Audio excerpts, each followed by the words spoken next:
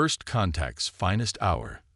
The Starship Concordia's observation deck offered an unmatched view of the Galactic Assembly Station, a massive structure that resembled a blooming crystal flower, its translucent spires housing the representatives of over 300 species. Maya Chen stood at the viewport, adjusting her formal diplomatic uniform for the 100th time. After 15 years of deep space diplomatic service, she thought she'd seen everything. She was wrong. Ambassador Chen, her eye assistant's voice chimed softly. We're receiving another warning from Assembly Security. They strongly advise postponing your arrival until the Nexus hunters have departed.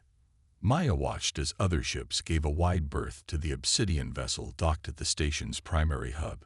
Even from this distance, she could see the distinctive rippling patterns across its hull, like black water under moonlight. The Nexus hunters were the most feared and least understood species in known space. Most civilizations simply avoided them. Noted, Ada, Maya replied, straightening her shoulders. Maintain our approach vector. The Assembly has never successfully mediated with the Nexus hunters, Ada reminded her. In 3,000 years of recorded history, they've never joined any alliance or signed any treaty. They simply take what they want. Maya smiled slightly. Then it's about time someone tried something new. Humanity didn't get this far by following everyone else's rules about what's impossible. The Concordia's docking procedure went smoothly, despite the nervous energy radiating from the station's control team. Maya could hear it in their voices, the slight tremor, the overly formal protocols. Everyone was on edge with the Nexus hunters aboard. The station's receiving hall was practically deserted when Maya stepped through the airlock. Most species had apparently decided to suspend their diplomatic business until the dangerous visitors departed. The only sound was the soft hum of the environmental systems and the click of Maya's boots on the polished floor. She rounded a corner and stopped short. There, blocking the corridor ahead, were 3 Nexus hunters. They were tall, nearly 3 meters, with bodies that seemed to shift between solid and liquid states. Their forms rippled with patterns of light that moved too quickly for human eyes to track, and where their faces should be, there were only swirling voids that seemed to draw in light itself. The security feeds hadn't done them justice. They were beautiful in a terrifying way. Maya felt the pressure of their attention as all 3 turned to face her. The air itself seemed to grow heavier, charged with potential energy. Most species flood at this point. The Nexus hunters were known to react poorly to any approach they hadn't initiated. She took a deliberate step forward and bowed deeply, not the Assembly's standard greeting, but an older human gesture of respect. I am Ambassador Maya Chen of Earth, she said clearly. I apologize for interrupting your passage, but I've been hoping for an opportunity to meet your people. The patterns of light across their bodies synchronized for a moment, then began shifting in new configurations. Maya felt a subtle tingling across her skin, like static electricity. She held her ground. Ambassador, Ada's voice whispered in her earpiece, I'm detecting powerful electromagnetic fluctuations. Their biology appears to be. She, Maya murmured. She kept her eyes on the Nexus hunters, who were now moving in a slow circle around her. The tingling sensation increased, and she realized they were trying to communicate, not through sound or gesture, but through direct electromagnetic manipulation. The Unified Federation translator was useless here. No wonder all previous contact attempts had failed. Everyone had been trying to talk to them, when they spoke through an entirely different medium. Maya reached up slowly and removed her translator earpiece, then held out her empty hands. The nearest hunter stopped directly in front of her, its void face tilted in what she hoped was curiosity rather than hunger. I can feel you trying to speak to me, she said softly. I'm afraid I'm not equipped to respond in kind, but I'm willing to learn. Humanity has a long history of finding ways to bridge communication gaps. If you're willing to try, I believe we can find a way to understand each other. The hunter's form rippled, and Maya felt a sharp spike of electromagnetic energy wash over her. Her hair stood on end, and she saw small sparks dancing between her fingers. But beneath the initial shock, there was a pattern to the energy, complex, deliberate, almost like music translated into pure electricity. They weren't trying to attack or intimidate her, she realized with growing excitement. This was language in its purest form, direct, unfiltered communication through modulated energy fields. The Nexus hunters weren't the aggressive monsters everyone assumed. They were simply operating on a completely different level of interaction, frustrated by other species' inability to engage with them properly. Maya laughed softly, earning another synchronized ripple from her audience. "Oh, this is going to be interesting," she said. "Ada, contact the Concordia. Have them prep the electromagnetic research lab. And send my apologies to the assembly. Their scheduled meetings will have to wait." She gave the hunters another deep bow. "Would you be willing to help me learn your language? I think there's been a terrible misunderstanding, and I'd very much like to fix it." The air crackled with new patterns of energy, and Maya smiled. Sometimes the biggest diplomatic breakthroughs came not from grand speeches or careful negotiations, but from the simple willingness to try something new. Humanity's greatest strength had always been their ability to adapt, to see possibilities where others saw only threats. And right now, standing in a deserted corridor, with three of the most feared beings in the galaxy, Maya Chen felt the familiar thrill of first contact done right. This was why she joined the diplomatic corps, not to follow established protocols, but to build bridges where none existed before. The true work was just beginning, but she had a feeling this would be one for the history books. Assuming, of course, she could figure out how to explain to the assembly why she was skipping their carefully planned sessions to take electromagnetic speech lessons from the Nexus hunters. The language of trust. Increase amplitude by 30%. Maya directed, watching the holographic display that filled the Concordia's research lab. The electromagnetic patterns generated by the ship's field emitters twisted and pulsed, forming complex geometrical shapes in the air. Now add the secondary frequency modulation. The three Nexus hunters stood motionless on the other side of the lab, their own electromagnetic fields interacting with Maya's artificial signals.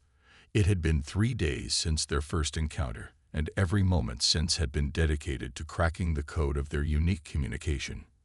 "Ambassador," Ada's voice carried a note of concern. "The power draw is approaching unsafe levels. The emitters weren't designed for sustained output at these frequencies." Maya nodded, making a quick adjustment to the pattern. "Route auxiliary power from the secondary systems. We're close to something here. Look at their response patterns." The hunters' bodies were rippling with increased intensity, their void faces oriented toward the holographic display. The lead hunter, whom Maya had started calling Atlas due to its slightly larger size, stepped forward, its form generating counterpoint waves that merged with Maya's artificial signals. Suddenly, the holographic display exploded with new complexity. The patterns shifted from simple geometry into fractal structures that seemed to fold through dimensions that shouldn't exist. Maya felt her skin tingle as the combined electromagnetic fields reached a harmonic resonance. "Recording all frequencies," Ada announced. "Ambassador, I'm detecting coherent data structures within the interference patterns. This isn't just communication. It's a form of shared consciousness."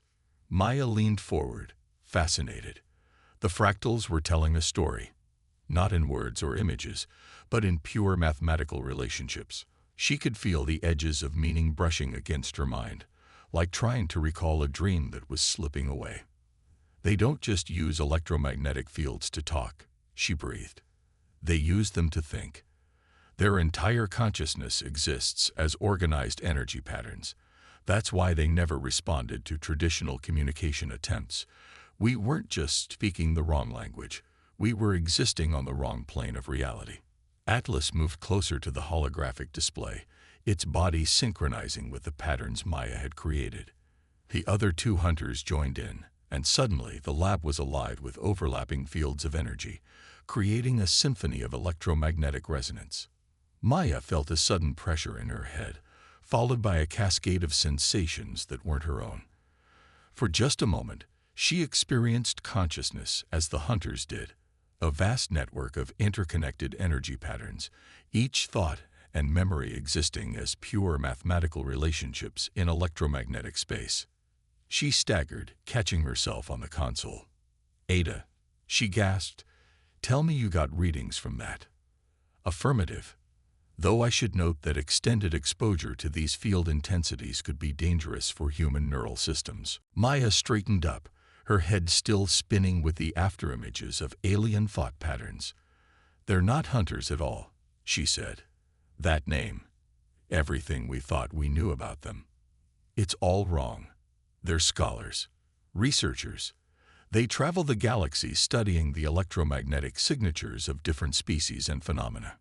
She turned to Atlas, whose form was now pulsing with a gentle, regular pattern. "That's why you approach other ships and settlements, isn't it? You're not attacking. You're trying to study their electromagnetic properties. But because no one understood, they reacted with fear and hostility. The hunters' response came as a complex wave of energy that the ship's systems translated into a shifting fractal pattern."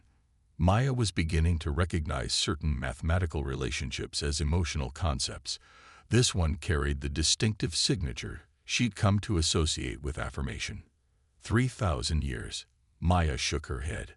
3,000 years of misunderstandings and missed connections, all because we were looking for the wrong kind of intelligence. The Assembly is going to have a collective meltdown when they learn about this. She began making adjustments to the field emitters, attempting to replicate the simpler patterns she'd observed. "Ada, start compiling everything we've learned about their mathematical language. We need to build a proper translation matrix, something that can convert their electromagnetic communications into forms other species can understand." The AI's response was interrupted by a sudden blaring alarm. Red warning lights flashed across the lab's displays. "Multiple ships dropping out of hyperspace," Ada reported. "Assembly security vessels, heavily armed. They're demanding we power down our electromagnetic research systems immediately." Maya looked at the hunters, who had drawn closer together, their forms rippling with patterns she recognized as concern. Of course, to the Assembly sensors, it would appear that the dreaded Nexus hunters had captured a human ship and were doing something dangerous with its power systems. "Open a channel to the security fleet," Maya ordered, "and keep the field emitters running. We've come too far to stop now." She straightened her uniform and took a deep breath.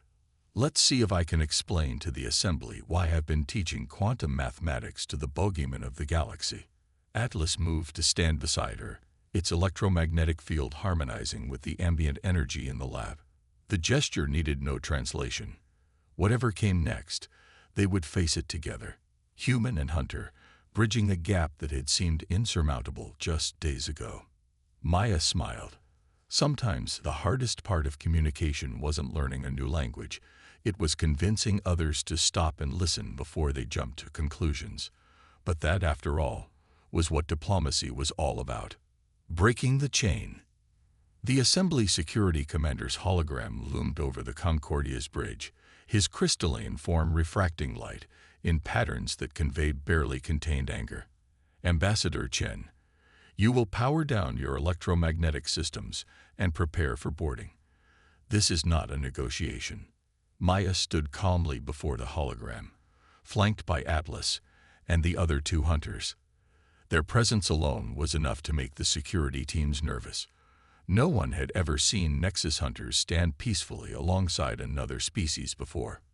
"Commander Vixtrix," Maya replied, "before you take any action, I suggest you examine the data package we just transmitted. What we've discovered here changes everything we thought we knew about the hunters. The Nexus hunters are a known threat to galactic stability." The commander's crystalline form sparkled aggressively. "The Assembly has protocols." "Yes, let's talk about those protocols." Maya tapped her console, bringing up ancient records she'd spent the last hours uncovering.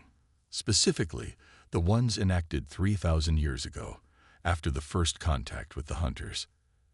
"Ada, display file sequence Gamma 7. The bridge filled with holographic documents. assembly records so old they'd been nearly forgotten. But Maya had learned to read between the lines, and what she'd found made her blood boil.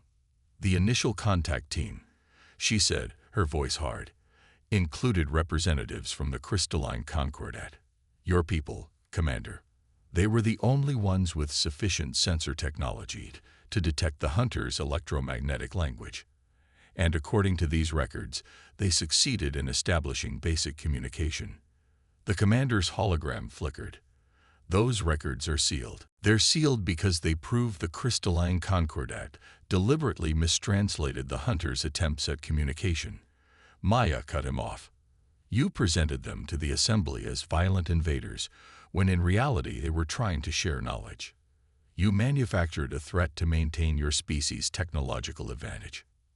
Atlas's form rippled with complex patterns that the ship's new translation matrix converted to text. We sought to share understanding, to learn and teach, but our words were twisted into threats, our attempts at connection painted as attacks. The other hunters generated supporting patterns, creating a harmonious field that the matrix translated into a more complete picture. They were scholars, wandering the galaxy to study the unique electromagnetic signatures of different species and phenomena. Their vast library of knowledge could have advanced galactic civilization by centuries. Instead, they'd been isolated, feared, forced to continue their research from a distance while being branded as predators.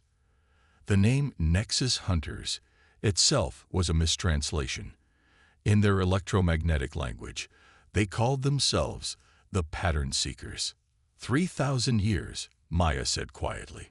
3,000 years of forced isolation, all because one species was afraid of losing their technological edge. How many advances have we missed? How many opportunities for growth and understanding were squandered? The commander's hologram had lost some of its aggressive sparkle. You don't understand the complexity.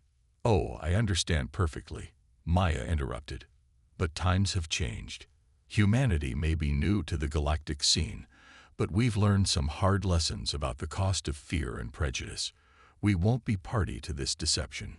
She straightened, squaring her shoulders. I'm formally requesting an emergency session of the full assembly. The pattern seekers deserve to be heard, in their own words, not through deliberately distorted translations, and humanity stands ready to act as neutral facilitators. You would risk galactic stability for. We would risk temporary discomfort for lasting truth, Maya corrected. That's what humans do. We look at the impossible and say, why not? We see barriers and think, how can we break them down?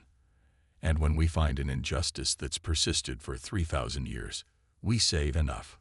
The electromagnetic fields in the room shifted as Atlas moved forward, its form creating patterns that the matrix translated with crystal clarity. We accept the human offer of mediation. Too long have we watched from the shadows, our true nature hidden by ancient lies. It is time for a new understanding. The commander's hologram flickered again, but Maya could see the resignation in his crystalline structure. The truth, once revealed, had a power all its own. The assembly would have to face what had been done and find a way forward. Send the call for emergency session, Maya ordered, and prepare our electromagnetic translation systems for full broadcast. It's time for the galaxy to hear the pattern seeker's true voice. As the commander's hologram faded, Maya felt the subtle brush of Atlas's electromagnetic field against her consciousness, a gesture she now recognized as their equivalent of gratitude. Human and hunter, standing together on the bridge of a ship named Concordia. The irony wasn't lost on her. 3,000 years is long enough, she said softly. Let's write a new chapter in galactic history, one where we face our fears instead of letting them rule us. The pattern seeker's response came as a complex harmony of electromagnetic waves that the matrix translated into a single powerful concept: hope. After millennia of isolation, they had found a species willing to listen, to learn, to stand beside them against the weight of history. Now they just had to convince the rest of the galaxy to do the same. The trial of two worlds. The assembly's grand chamber hummed with tension as representatives from 300 species filled the tiered seats. At the center of the chamber, Maya Chen stood beside Atlas and his companions, while banks of electromagnetic field generators created a sphere of translucent energy around them. "What you are about to witness," Maya addressed the assembly, her voice carrying to every corner of the vast space, "is true communication with the beings we have wrongly called Nexus Hunters. Through these field generators, you will hear their actual words, not the distorted translations that have shaped our understanding for 3 millennia." The crystalline Concordats delegation shifted uncomfortably in their seats. Their leader, High Commissioner Zixar, rose to object. "This is highly irregular. The Assembly has protocols." "The Assembly's protocols were built on a foundation of lies," Maya cut in. "But don't take my word for it. Listen to theirs." She nodded to Ada, who activated the full translation matrix. The sphere of energy around them erupted with complex patterns of light and electromagnetic waves. The pattern seekers began to speak, their consciousness extending through the field generators to touch the minds of every being in the chamber. It wasn't just communication. It was pure experience, shared directly from mind to mind. Images flowed through the assembly.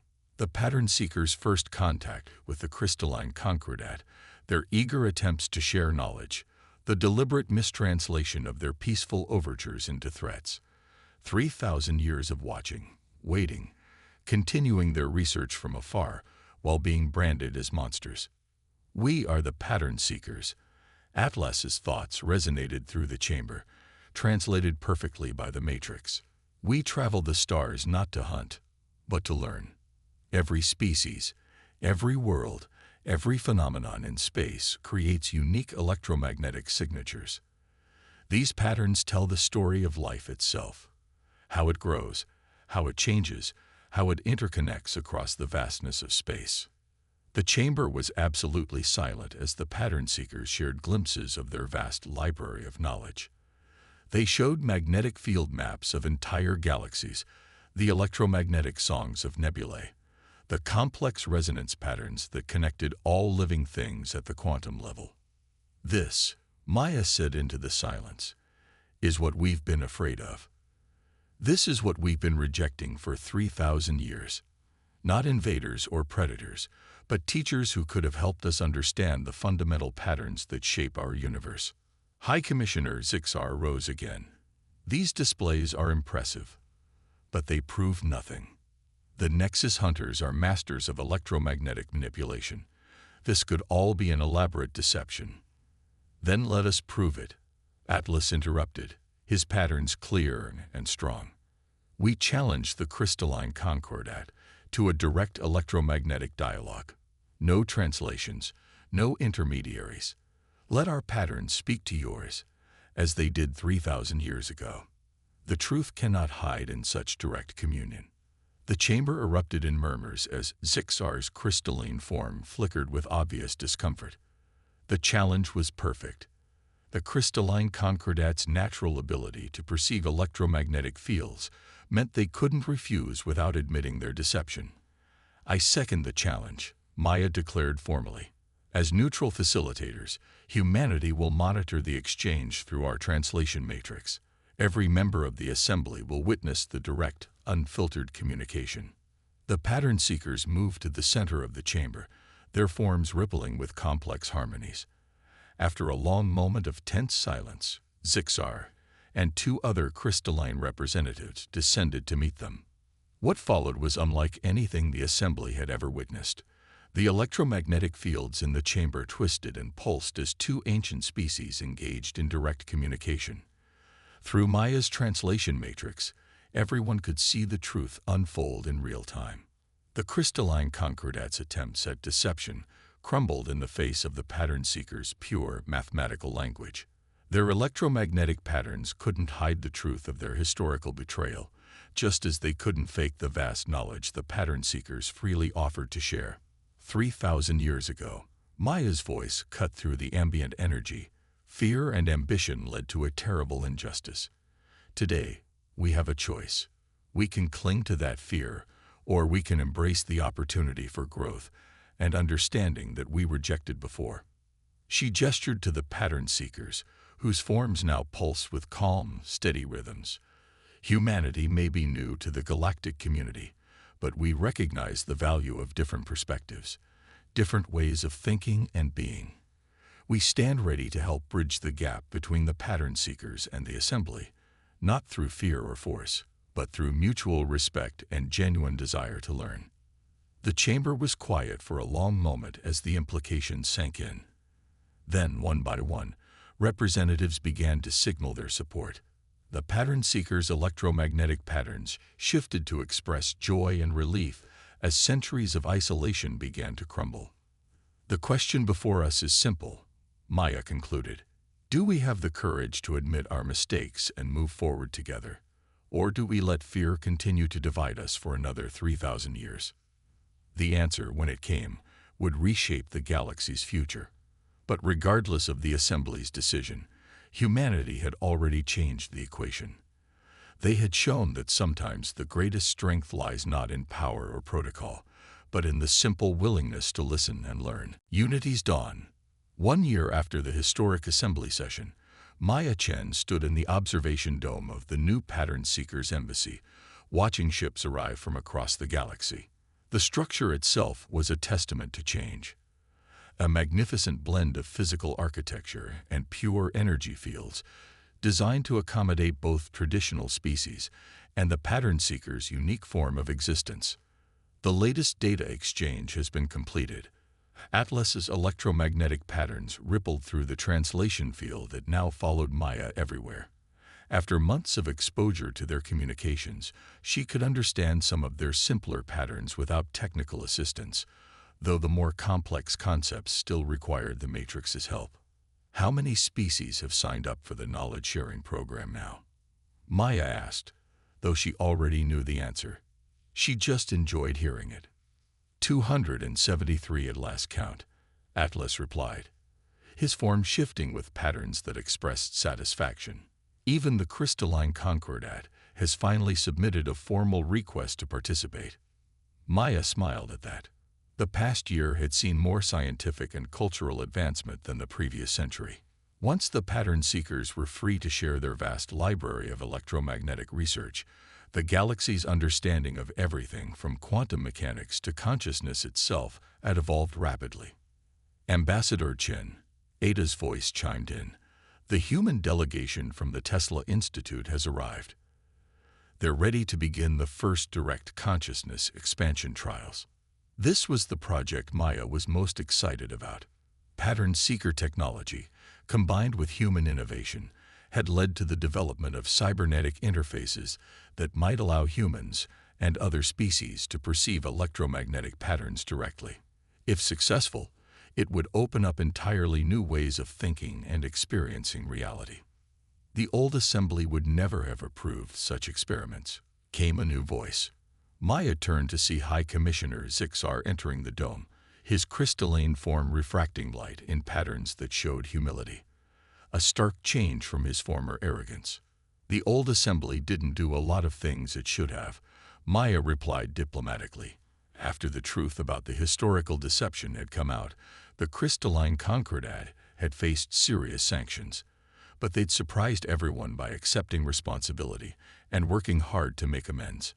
Humanity's influence has changed more than just our relationship with the pattern seekers, Zixar observed.